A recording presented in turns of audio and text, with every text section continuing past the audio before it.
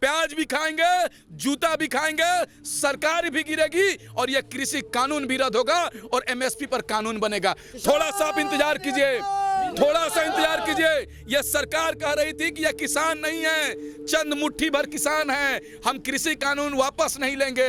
अब सरकार कह रही है संशोधन भी करेंगे, स्टे भी करेंगे, लेकिन किसानों खुले तौर से कह चुका है कि यह कृषि कानून संशोधन होगा नहीं मानेंगे, स्टे होगा नहीं मानेंगे। जब तक यह कानून पूरी तरीके से रद्द नहीं होगा, एमएसपी पर कानून नहीं बनेगा, तब तक हम घर नहीं जाएंगे। यह सरकार किसानों के बीच में घुटने टेकेगी और कहेगी किसान भाइयों हमसे माफी कर दो, माफ कर दो, हम ये कृषि कानून रद्द कर रहे हैं और एमएसपी पे कानून बना रहे हैं। थोड़ा सा इंतजार कीजिए, ये गूंगी बहरी सरकार को हम लोग जगाने का काम करेंगे। भगत सिंह ने कहा था बहरों को सुनाने के लिए धमाका करना पड़ता है, तो ये गूंगी बहरी अंधी सरकार को जगाने के लिए धमाका करने की जरूरत है। एक बात सुन लीजिए, जब हमारा देश गुलाम था तो अंग्रेजों ने भी जब हम अपनी आवाज को बुलंद करते थे तो वो भी जेल में डाला करते थे।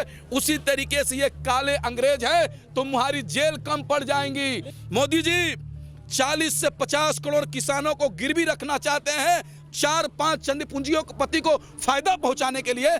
ऐसा नहीं होने जा रहा है। हम मरना पसंद करेंगे लेकिन देश में यह कृषि कानून लागू होना पसंद नहीं करेंगे। तुम देखेंगे कितना गोली चला रहे हो मोदी जी, तुम्हारी गोलियां कम पड़ जाएंगी लेकिन हमारे सीने कम नहीं पड़ेंगे। तुम्हारी रस्सियां कम पड़ जाएंगी लेकिन हमारे गर्दन कम नहीं पड़ेंगे। तुम्हारे जेल में कम जगह पड़ जाएंगे लेकिन हम जेल जाने से नहीं डरेंगे। तुम्हारी तलवारें कम पड़ जाएंगी लेकिन हमारे सर कम नहीं पड़ेंगे।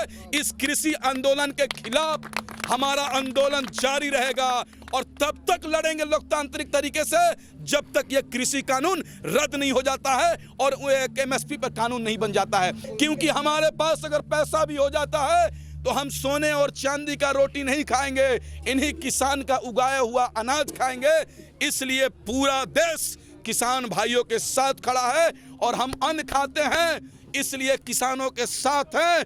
जो गोबर खाता है वो मोदी का साथ है। हम अन्न खाते हैं किसान भाइयों के साथ हैं और लड़ाई जब तक चलेगी तब तक उनके साथ कदम से कदम मिलाकर हमारा आंदोलन जारी रहेगा। और इस एमएसपी के लिए और ये कृषि कानून को रद्द कराने के लिए हमारा आंदोलन जारी रहेगा।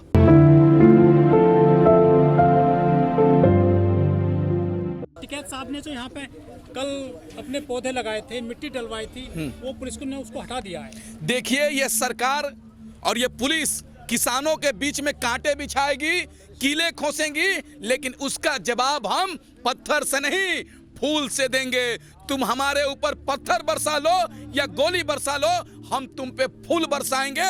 और ये फूल बरसाने का हमारा संदेश था, फूल लगाने का ये संदेश था कि मोदी जी आप अपने घमंड में चूर है, हम घमंड में नहीं है। अपने स्वाभिमान की लड़ाई लड़ रहे हैं, अपनी खेतों की लड़ाई लड़ रहे हैं, अपने अनाजों को किसी के तिजोरी में नहीं पैक किया जाए उसकी लड़ाई लड़ रहे हैं। और हमारी जो लड़ाई है किसानों की लड़ाई है, एकदम जायज मांग है और हम तब तक घर नहीं जाएंगे जब तक हमारी मांग पूरी नहीं हो जाएगी। आप थोड़ा सा ध्यान रखिए, यह सरकार किसानों की मांग पूरी करेगी। 26 तारीख को जो आपने ट्रैक्टर परेड करी थी दिल्ली में, उसके बाद से एक दुर्घटना भी हो गई थी 1-2 जगह पे। मुकदमे दर्ज हो रहे हैं, किसानों पर अरेस्टिंग हो रही है, कैसे बचोगे इन मुकदमेबाजी से? देखिए ये सरकार कह तो दिए, जो सरकार से सवाल करेगा, अपने हक और अधिकार मांगेगा, उसको ये सरकार गोली मारेगी, जेल में डालेगी, नहीं तो सीबीआई, एनआईए और एनएसए जैसी जो बड़ी आपराधिक केस लगाने वाली किसानों को लगा रही है। अब बताइए ना, मेरा आप ही का पत्रकार भाई पुनिया को जो गिरफ्तार किया था उसने बताया कि 200 ऐसे जो निर्दोष किसान हैं जो लंगर चला रहे थे, इनके जैसे बुजुर्ग किसानों को खाना खिला रहे थे, उनको आप जेल में डाल रहे हैं। जो किसान आंदोलन कर रहे हैं शांतिपूर्वक से, आप उसको जेल डरवा रहे हैं। लोकतांत्रिक सरकार चुनी है आपने, ये अंग्रेज कहां से हो गए? अरे भाई आप लोकतांत्रिक बात करते हैं, जो भी ये कानून कैसे आया? गैर लोकतांत्रिक तरीके से कानून आया। जब देश हमारा कोरोना काल से जूझ रहा था, देश अपने अपने घरों में लोग छिपे थे, उस समय बिना इस कानून पे बहस किए ये कृषि कानून ला दिया गया। आप कह रहे हैं लोकतांत्रिक सरकार है। अरे भाई ठीक है, हमने चुना है लेकिन ये जनता के लिए काम नहीं कर रही है। जिसको ये सरकार चुन के लाया है उसके लिए काम नहीं कर रही है, बल्कि चंद पूंजीपतियों का काम कर रही है। वही हाल ये सरकार का है। हमने तो प्रधानमंत्री को चुना, हमको माफ कर दो भाई कि हमने तुमको गुजरात से दिल्ली बैठा दिया, लेकिन जिसने तुमको गद्दी दिया उसी का आप ध्यान नहीं दे रहे, बल्कि चंद पूंजीपतियों को फायदा पहुंचा रहे। जो कृषि मंत्री नरेंद्र सिंह तोमर, कल उन्होंने कहा है कि किसान कह रहे हैं कि काला कानून है। हाँ। लेकिन किसान ये बताएं कि इसमें काला क्या है, समझ नहीं है किसानों को। अरे भाई, वो आदमी पागल हो चुका है पूरे तरीके से।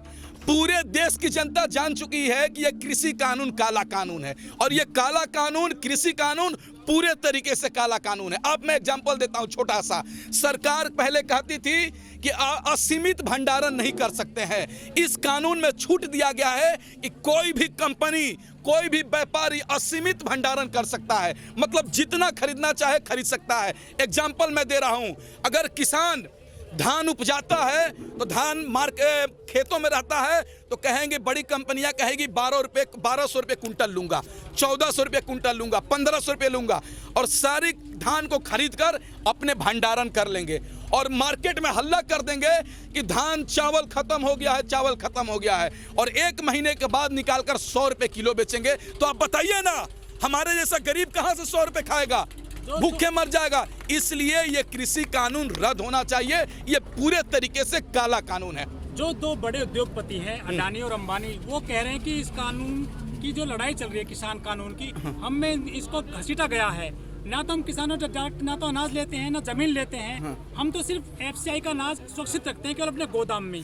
अरे उसकी बात कर रहे हैं। आपको पता है BSNL जो सरकारी दूरसंचार टावर था, एक कंपनी था, उसको खत्म करने के लिए ये मुकेश अंबानी ने जियो कंपनी लाया और पूरे देश के लोगों से कहा कि ये जियो फ्री है, data free, calling free, out going free, सब चीज ने 1 साल फ्री दिया। अब बताइए आज जियो का रेट क्या है? बहुत सारी कंपनियों, सारे कंपनियों से सबसे ज्यादा उसका रिचार्ज लगता है। तो आप सोचिए, उसी तरीके से ये मुकेश अंबानी जी आज कह रहे हैं कि किसानों से हमारा ये कॉन्ट्रैक्ट फार्मिंग में नहीं रहेंगे, ये कृषि कानून में हम नहीं रहेंगे। लेकिन आप देख लीजिएगा, जब ये कृषि कानून लग जाएगा तो सबसे पहले अडानी और अंबानी ही कृषि कानून का फायदा उठाएंगे। इसलिए उठाएंगे कि ये सरकार का बस 4-5 लोग ही दोस्त है। एक 1.25 आंख वाले रामदेव बाबा, करते करते लोगों को ठगने वाले बाबा, अडानी और अंबानी, और एक चंद पूंजीपति वाली ये सरकार है। और इस कृषि कानून से किसानों को फायदा पहुंचाना नहीं चाहती है सरकार, उनको फायदा पहुंचाना चाहती है। MSP क्या है? MSP क्या है? MSP क्या है? किसान कह रहा है कि हमको लागत मूल्य दो। अब बताइए ना, सरकार कह रही है कि हम 1.5 गुना आय देंगे, बजट पेश कर रही है। अरे भाई, किसान 50 रुपए किलो आलू का बीज लाकर खेतों में डालता है, उसको खाद डालता है, पानी डालता है, मिट्टी डालता है, और महीनों दिन इंतजार करता है। जब आलू निकलता है खेत से तो 10 रुपए किलो, 5 रुपए किलो बिकता है। तो तुम बताओ 50 रुपए का बीज खरीद कर 10 रुपए किलो आलू बेच रहा है, और तुम कह रहे हो कि 1.5 गुना देंगे। तुम लागत मूल्य नहीं दे रहे हो तो 1.5 गुना आय क्या दोगे? अगर तुम किसानों को मालामाल करना चाहते हो, किसानों को खुशहाल करना चाहते हो, तो स्वामीनाथन जी का जो सिफारिश है उसको लागू करो और MSP पर कानून बनाओ, ये कृषि कानून रद्द करो।